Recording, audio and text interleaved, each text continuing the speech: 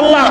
এই দেশের মাটিতে যদি হিন্দু কথা বলতে পারে, এই দেশের মাটিতে যদি ইহুদি কথা বলতে পারে, এই দেশের মাটিতে যদি খ্রিস্টান কথা বলতে পারে, আমি আব্দুল রাজ্জাক এই দেশের মাটিতে হাদিসের অনুবাদ করতে পারি। আমি এই দেশের মাটিতে হাদিসের অনুবাদ করতে পারি।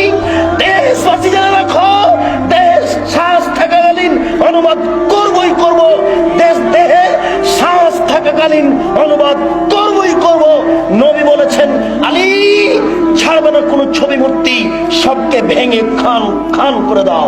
তুমি ছাড়বে না কোনো উঁচু কবর, তুমি সবকে ভেঙে সমান করে দাও।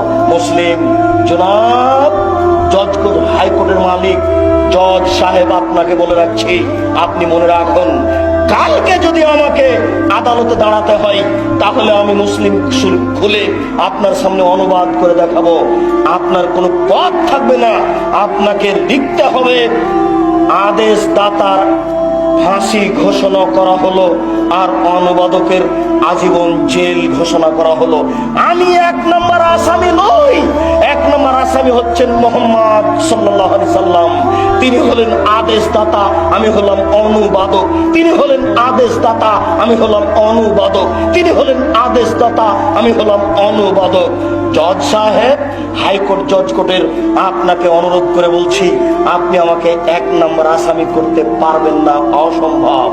1 নম্বর আসামি হচ্ছেন মুহাম্মদ সাল্লাল্লাহু আলাইহি সাল্লাম।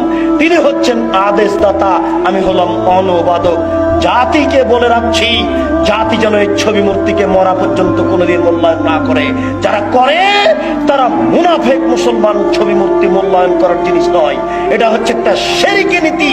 আপনাকে ত্যাগ করতে হবে। প্রতিপালক তুমি বড় দয়াবান, তুমি বড় রহমান, তুমি বড় ক্ষমাবান। তোমার দরবারে আশাধারী হয়ে বলি, তুমি শক্তিশালী, তুমি সব কিছু করতে পারো।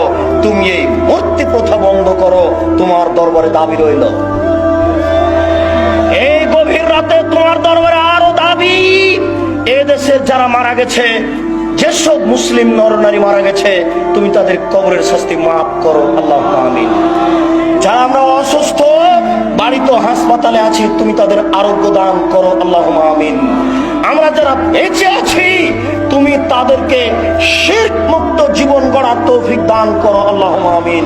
তুমি আমাদেরকে এই আহলে হাদিস আন্দোলনের ছায়াতলে থেকে কোরআন এবং সহিহ হাদিস অনুযায়ী চলার তৌফিক দান করো, আল্লাহুম্মা আমিন। তুমি আমাদেরকে তোমার নবী মুহাম্মদ সাল্লাল্লাহু আলাইহি সাল্লামের নীতি অনুযায়ী চলার তৌফিক দান করো, আল্লাহুম্মা আমিন। সম্মানিত উপস্থিতি,